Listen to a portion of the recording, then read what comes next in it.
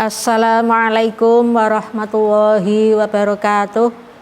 Anak-anakku sekalian, kelas 7, kita bertemu lagi materi PJJ SKI pertemuan yang keempat, yaitu sebagai pertemuan terakhir sebelum UHB. Nah, untuk itu saya pesan pada anak-anak supaya untuk tetap belajar dengan baik dan bisa mendapatkan nilai yang baik pada waktu ulangan nanti.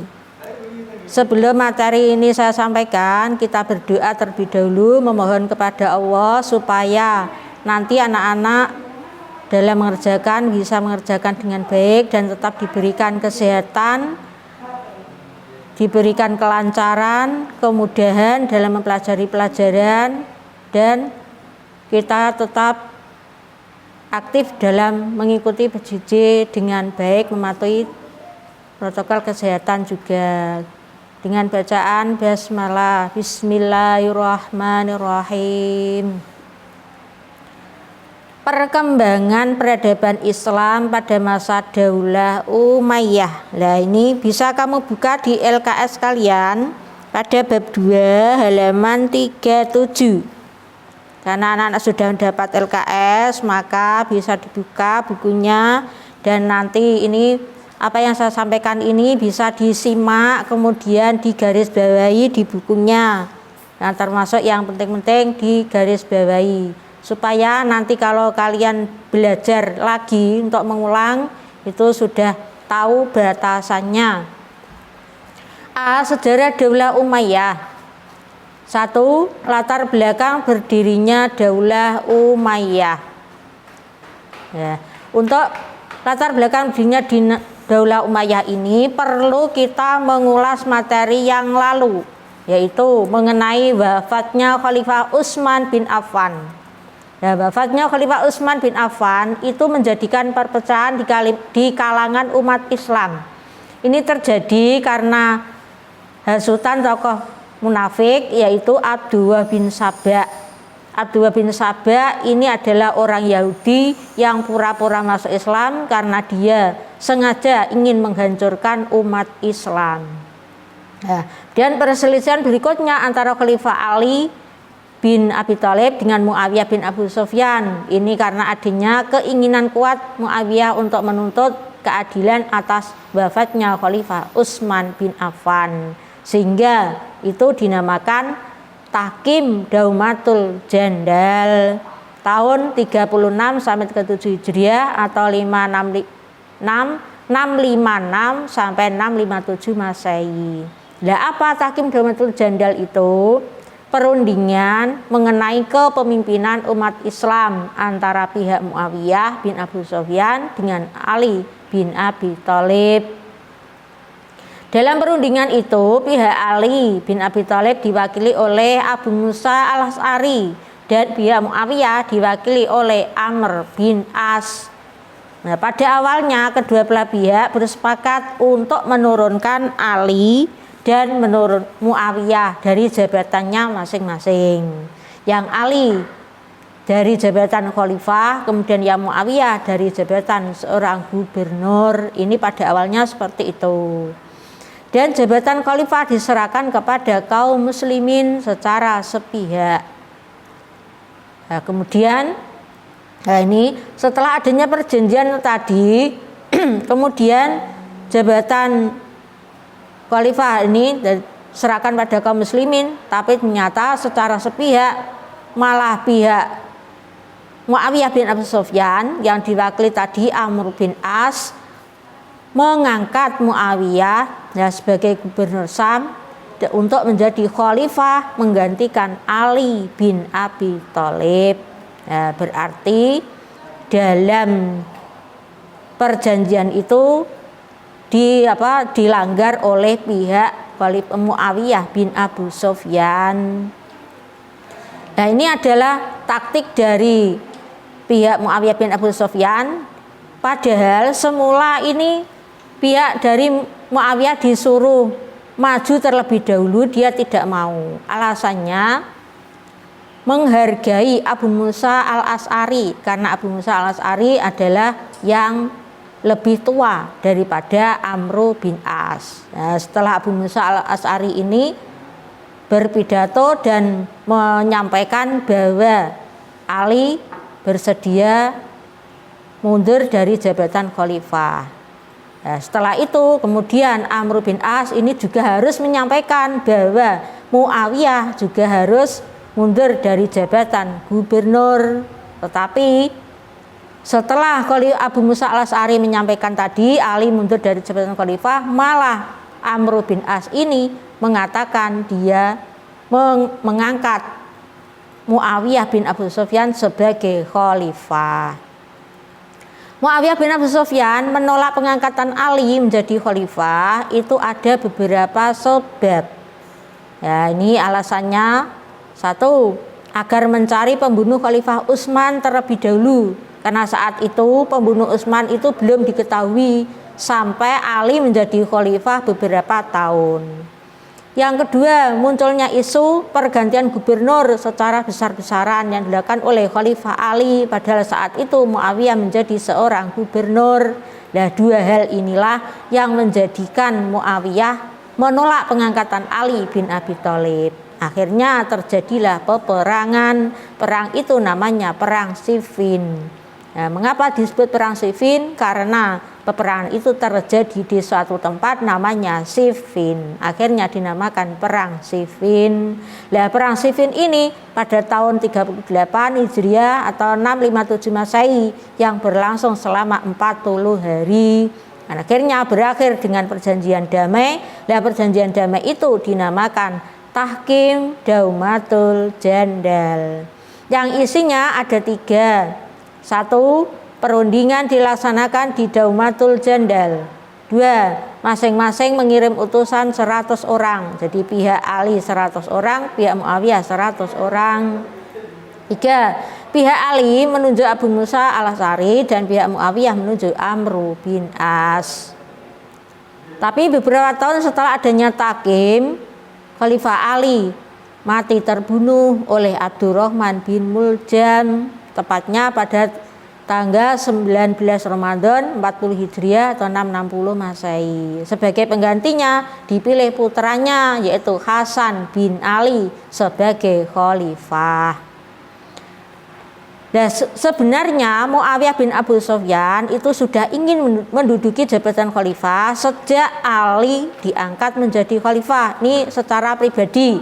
Nah, dia ingin menduduki jabatan khalifah. Tetapi kaum muslimin mengangkat Ali bin Abi Thalib. Ya, terus akhirnya ini setelah Ali mati terbunuh, ya, kemudian kaum muslimin mengangkat putranya Hasan bin Ali.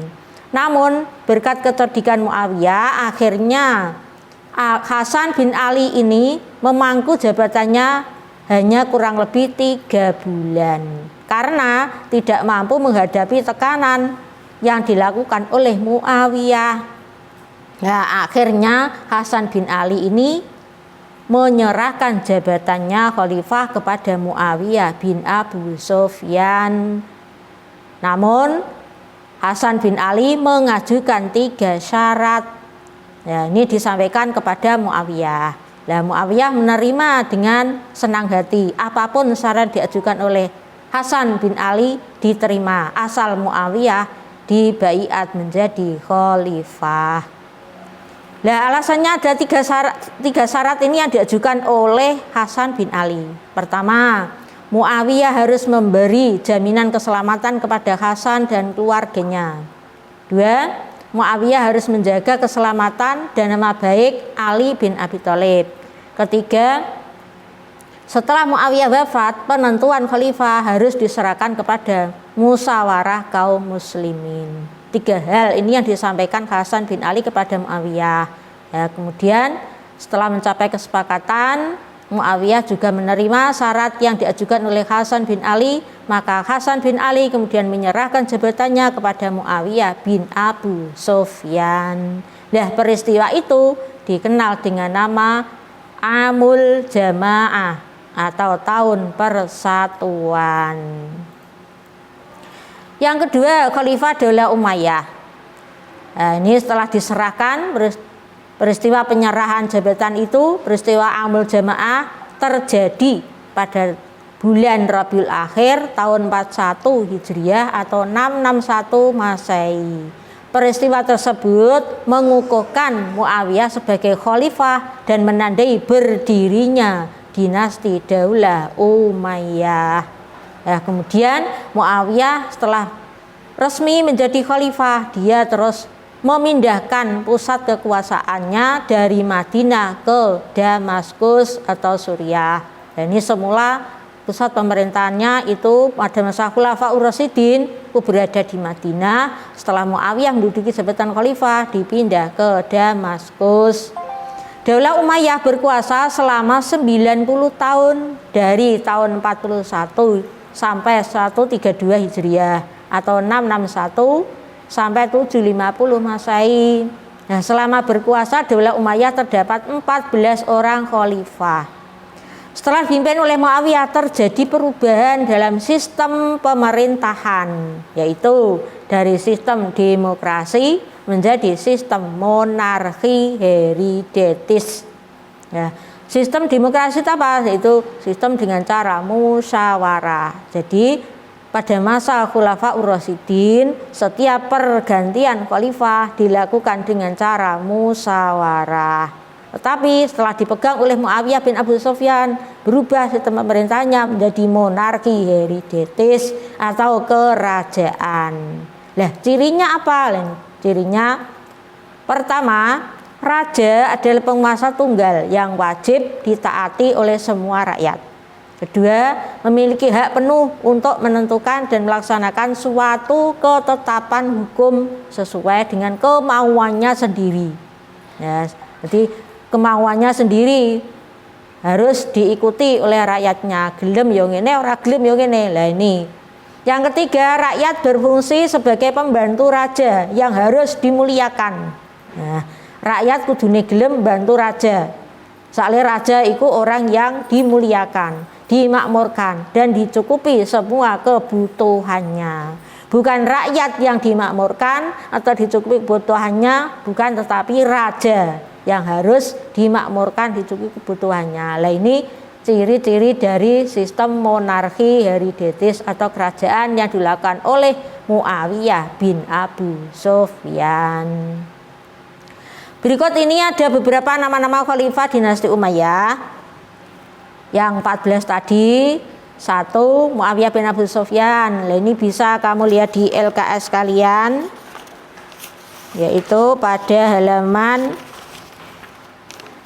42.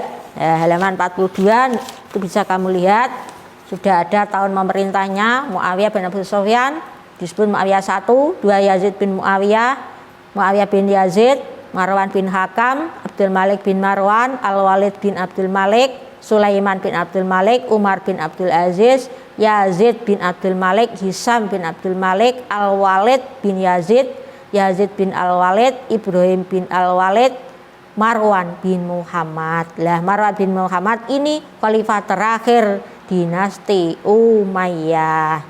Adapun tokoh-tokoh yang berhasil dalam mengembangkan sosial budaya pada masa Daulah Umayyah, ya, dari 14 tadi yang saya sampaikan itu ada 5 tokoh yang dikatakan berhasil dalam mengembangkan pemerintahannya. Yang pertama, Muawiyah bin Abu Sufyan yang berkuasa tahun 41 sampai 61 Hijriah atau 661 680 Masehi. Yang kedua, Khalifah Abdul Malik bin Marwan. Jadi Khalifah Abdul Malik bin Marwan urutan dari 14 khalifah yang kelima.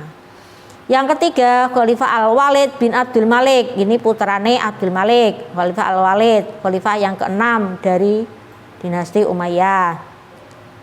Yang keempat, Khalifah Umar bin Abdul Aziz. Umar bin Abdul Aziz ini khalifah ke-8 dari dinasti Umayyah. Yang kelima, Khalifah Hisam bin Abdul Malik. Hisam ini khalifah ke-10 dari dinasti Umayyah. Jadi 5 khalifah inilah yang membawa keberhasilan dalam pemerintahan dinasti Umayyah. Namun setelah Muawiyah tadi menjadi khalifah, itu Muawiyah ingkar janji yang telah disepakati dengan Hasan bin Ali. Setelah pergantian khalifah, Muawiyah tidak menyerahkan kepada kaum muslimin, tetapi Muawiyah mengangkat putra mahkotanya, yaitu putranya sendiri yang bernama Yazid bin Muawiyah. Demikian materi yang saya sampaikan pada anak-anak. Semoga anak-anak bisa memahami dengan baik, bisa mengerjakan soal dengan baik. Nah, ini ada tugas yang harus kamu kerjakan untuk latihan dan usahakan nilainya lebih baik. Jadi betul-betul diperhatikan videonya dan kalian juga bisa membaca di LKS kalian. 1. Daulah Umayyah berdiri pada tahun A.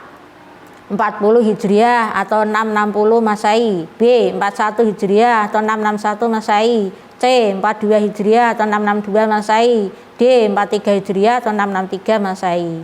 2. Daulah Umayyah pertama kali dipimpin oleh A. Muawiyah bin Abi Sufyan, B. Muawiyah bin Yazid, C. Marwan bin Hakam, D. Abdul Malik bin Marwan. Yang ketiga, Muawiyah bin Abu Sufyan sebelum menjadi khalifah adalah sebagai gubernur di A. Irak, B. Mesir, C. Syam atau Syria, D. Baghdad. 4. Penyerahan kekuasaan dari Hasan bin Ali kepada Muawiyah bin Abu Sufyan disebut A. Baitul Hikmah, B. Daumatul Jandal, C. Amul Huzni, D. Amul Jamaah. 5. Amul Jamaah merupakan tahun persatuan antara A. Ali bin Abi Thalib dengan Muawiyah bin Abu Sufyan, B. Abdul Malik bin Marwan dengan Muawiyah bin Abu Sufyan, C. Hasan bin Ali dengan Muawiyah bin Abu Sufyan, D. Walid bin Abdul Malik dengan Muawiyah bin Abu Sufyan. Cukup sekian. Assalamualaikum warahmatullahi wabarakatuh.